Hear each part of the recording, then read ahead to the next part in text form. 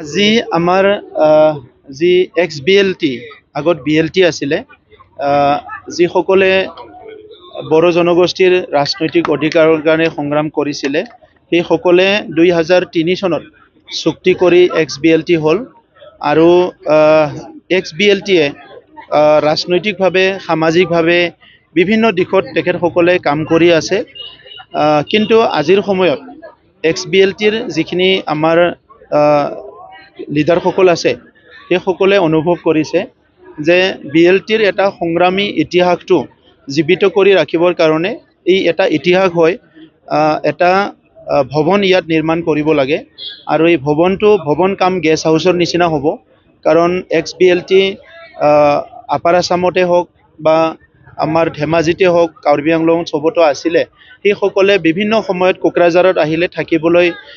হোটেলত থাকিব লাগে বা গেষ্ট হাউচ কেতিয়াবা নাপায় তো সেইকাৰণে এক্স বি এল টিৰ নামতে এটা ভৱন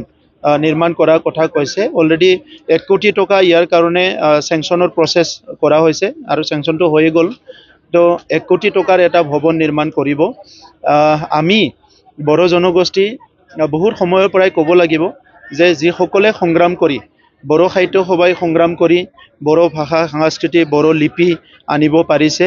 পিটিচিও সংগ্ৰাম কৰি উদিয়াচল নামৰ এটা আন্দোলন আৰম্ভ কৰিছিলে পিছত নিখিল বড়ো ছাত্ৰ সন্থাই আন্দোলন কৰি বড়োলেণ্ডৰ আন্দোলন কৰি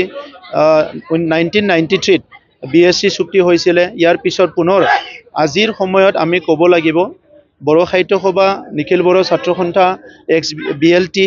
NDP সবে মিলি যিটো এটা ৰাজনৈতিক সংগ্ৰাম এই সংগ্ৰামটো 2020 চনত আৰু তৃতীয় চুক্তি হৈ পেলাই আজিৰ সময়ত আমি এটা শান্তি পৰিৱেশ পাবলৈ সক্ষম হৈছোঁ আমি সকলো জানো সংঘৰ্ষ আৰু নিৰ্মাণ এইটোৱে হ'ল সংগ্ৰামৰ ইতিহাস বিশ্বত যোনে সংগ্ৰাম কৰিছে ই প্ৰথমতে সংগ্ৰাম কৰিছে দেশ স্বাধীনতাৰ কাৰণে হওক জাতি স্বাধীনতাৰ কাৰণে হওক পিছত হি নিৰ্মাণ কৰিছে আৰু আজি নিৰ্মাণৰ সময়ত আমি এই কথাটো আমি উপলব্ধি কৰিছোঁ আৰু এক্স বি এল টিৰ নেতাসকলে কোৱাৰ নিচিনা 1 কোটি টকাৰ ভৱন এই কাৰগাঁৱত আমি নিৰ্মাণ কৰিবলৈ ঠিক কৰিছোঁ আৰু লগে লগে মই ক'ব বিচাৰিছোঁ যে এক্স বি এল টিৰ ফাউণ্ডাৰ প্ৰেছিডেণ্ট বীৰ চিলাগাং ডাঙৰীয়াৰ নামত তেখেতৰ যিটো ষ্টেচু এইটো নিৰ্মাণ কৰা পাৰ্ক ডেভেলপ কৰাৰ লগতে বীৰ চিলাগাং ডাঙৰীয়াৰ নামত 40টা সমষ্টিত 5 কোটি টকাৰ আমাৰ ষ্টেডিয়াম নিৰ্মাণৰ কাম চলি আছে অলৰেডি 12খন ষ্টেডিয়াম চেংচন কৰা হৈ গ'ল যাহাতে তেখেতৰ যি অৱদান তেখেতৰ মহান চিন্তা এটো যাহাতে আহি থকা প্ৰজন্মই ভালকে বুজি পায় আৰু একে সময়তে আমাৰ এক্স বি এল টিৰ কিছুমান মাৰ্টিয়াৰ হি সংগ্ৰামত হোৱা ৰৈ গৈছিলে তেখেতসকলক আমি এটা ফেজ অহা 12 জুনত আমি এক্সগ্ৰেছিয়া দিবলৈ গৈ আছো আৰু এক্স বি এল টিৰ কিছুমান লিডাৰ বা কেডাৰ এই সময়ত 50,000 কোটি টকা দিছিলে কিন্তু প্ৰায় 300তকৈ অধিক নাম বাদ পৰি গৈছিলে আজি তেখেতসকলে অনুৰোধ কৰিছে অহা 12 জুনৰ ভিতৰত সেই 300 জনকো 50,000 কৰি তেখেতসকলক দিয়া হ'ব আৰু একে সময়তে আজি X B L T welfare ছ'চাইটিয়ে বহুতখিনি কোঅপাৰেটিভ ছ'চাইটি তেখেতসকলে ৰেজিষ্টাৰ কৰিছে কাৰণটো হৈছে যিসকল সংগ্ৰামী এই সময়ত সংগ্ৰামত আহিছিলে কোনবা ৰাজনীতিত গ'ল কোনবা বিজনেছ কৰিলে কোনবা ঘৰত চাকৰি এটা দুটা পালে কোনবা পোৱা নাই কিন্তু সংগ্ৰামৰ ইতিহাসটো যাহাতে পৰৱৰ্তী সময়ত আহি থকা প্ৰজন্মই যাহাতে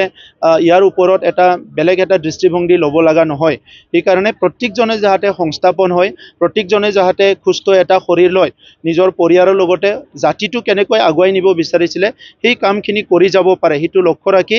এক্স বি এল টি যিখিনি কোঅপাৰেটিভ ছ'চাইটি ইতিমধ্যে ৰেজিষ্টাৰ কৰিছে প্ৰত্যেকটো কোঅপাৰেটিভ ছ'চাইটি ট্ৰেনিং দিয়া তেখেতসকলৰ বিভিন্ন এক্টিভিটিৰ কাৰণে বিটিআৰ চৰকাৰে আমি ফাইনেন্সিয়েল সাপোर्टটো কৰি যাম फरायसाफोरनि थाखाय मोनसे फोसावथाय सोलोंथाय बोसोर 2025-26 नि फरायसाफोरनि थाखाय गोदानै मुं थिसननाया दासान्दि सापागुरिनि डन बस्को डिग्री कलेजाव सोलिगासिनो डन बस्को डिग्री कलेजाव BA अनार्सनि थाखाय बड' इकनमिक्स इंग्लिश एडुकेशननि हिस्ट्री पलिटिकल साइन्स आरो BCom अनार्सनि थाखाय एकाउन्टेन्सि फाइनान्स ह्यूमन रिसोर्स मेनेजमेन्टनि मुं थिसननाया सोलिगासिनो बे कलेजाव रोंगौथि गोनां फोरोंगिरिनि फोरोंथाय होनाय फरायसुला फरायसुलिफोरनि थाखाय आलादा आलादा हस्टेलनि खाबुबो दं लोगोसेनो जानो हाथाव फरायसाफोरनि थाखाय स्कलारशिपनि खाबुबो होनाय जादों जुदि गोसो गोनां फरायसाफ्रा सापागुरिनि डन बस्को डिग्री कलेजाव गोदानै मुं थिसनोब्ला नैबे मबाइल नम्बर 9365551959 नङाब्ला 7086117662 आव थोंजोङै फोनांजाब खालामनो हागोन।